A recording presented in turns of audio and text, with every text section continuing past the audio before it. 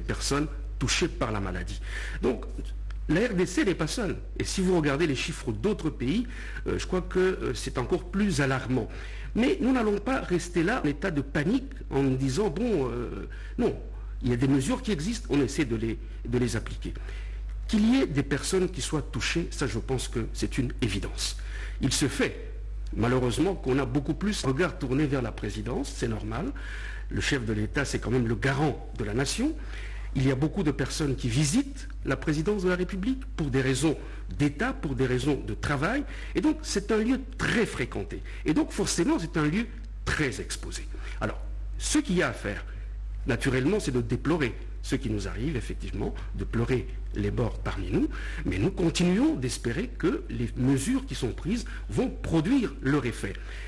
Ça peut faire peur. Et je peux vous dire effectivement que quelquefois ça fait peur. Mais nous devons surmonter cette peur, pas seulement à la présidence de la République. C'est parce que c'est l'organe le plus visible. Mais je pense que si vous regardez autour de vous, dans les entreprises, dans certaines sociétés, vous retrouvez peut-être le même cas. Et c'est ce qui est reproduit dans la statistique que vous avez vous-même assez en entrant dans ce studio. Donc, si on peut comprendre, pour vous, toutes ces morts sont vraiment naturelles alors qu'on parle des morts dues au coronavirus. Est-ce que le coronavirus a élu domicile à la présidence de la République? On ne peut pas dire que le coronavirus a élu domicile à la présidence de la République. D'ailleurs, il y a un slogan que je crois apprécier à sa juste valeur.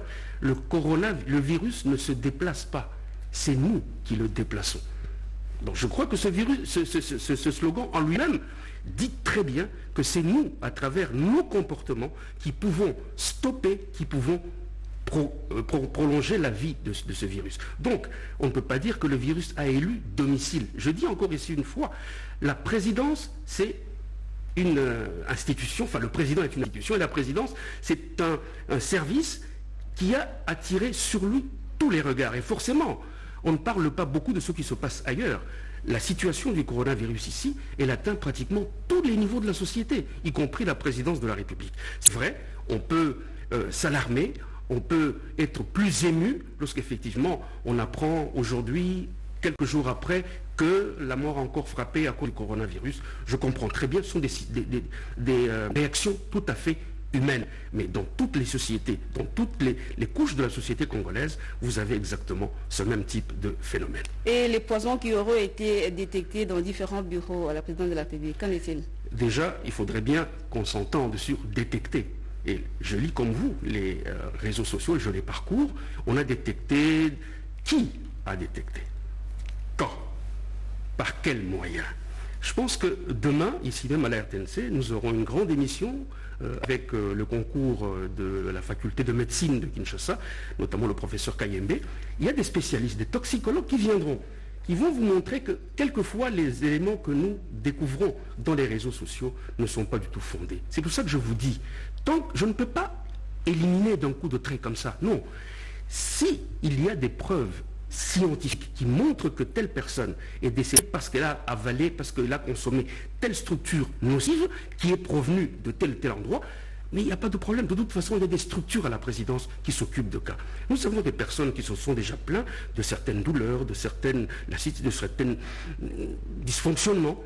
Mais il y a des structures qui prennent ces personnes en charge. Je voudrais vraiment que les gens se mettent en tête qu'on n'abandonne pas le personnel à la présidence de la République et qu'il y a des mesures qui sont véritablement prises pour éviter. Actuellement, juste une petite minute, nous avons adapté à chaque fois que nous surveillons ce baromètre que vous le disiez chaque fois au début du journal, la présidence adapte les mesures pour véritablement coller. Justement, c'est en rapport avec les mesures. Quelles sont les mesures prises pour arrêter tout ça? Mais les mesures sont nombreuses. Il y a d'abord les mesures barrières que tout le monde pratique. Aujourd'hui, par exemple, si vous allez au bureau du président de la République, vous avez un portail de désinfection. Vous ne pouvez pas passer sans rentrer chez le président sans passer par ce portail. Ces portails sont également installés dans d'autres sites. Il y a le confinement. Au début, on s'était dit, quand ce n'était pas encore des chiffres très alarmants, on s'est dit on peut laisser 3 à 4 personnes par bureau. Mais au fur et à mesure que les chiffres augmentaient, on s'est dit, nous n'avons pas exposé beaucoup de gens à ce danger. On est en train de restreindre, et de plus en plus on restreint. Finalement, on n'acceptera plus dans les bureaux de la présidence de la République que les personnes strictement indispensables. Et cela se fait déjà.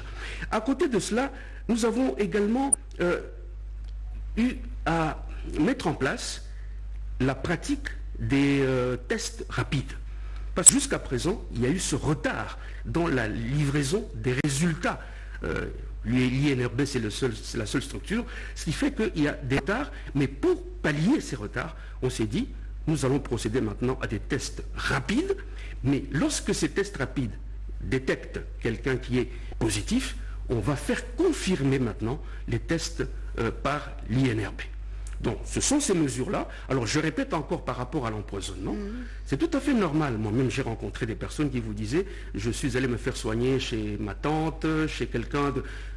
Il y a nécessairement ce genre de truc, parce que nous pensons souvent comme ça.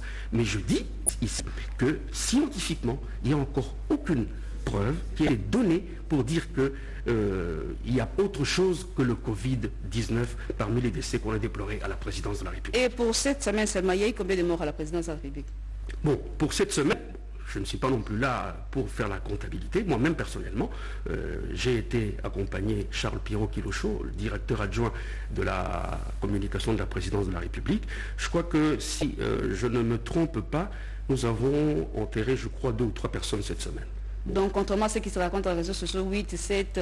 Bon, c'est-à-dire que les gens font la comptabilité depuis le début de la maladie. On parle depuis les 20 morts. Depuis le début de la maladie dans notre pays. Mais là, vous m'avez posé la question sur la semaine. Oui. Je vous ai répondu sur la semaine. Non, je voudrais vraiment tranquilliser la population. On est vigilant.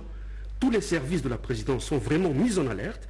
Pour l'instant, c'est vrai que ça peut nous faire peur. Forcément, personne ne va quelque part là où on lui dit attention, il faut faire ceci. Nous recevons tout le temps des messages. Faites attention. C'est vrai, on fait attention. On prend soin de pratiquer les mesures barrières, mais je vous ai également dit, ici, il y a toutes ces mesures qui ont été prises, notamment la restriction.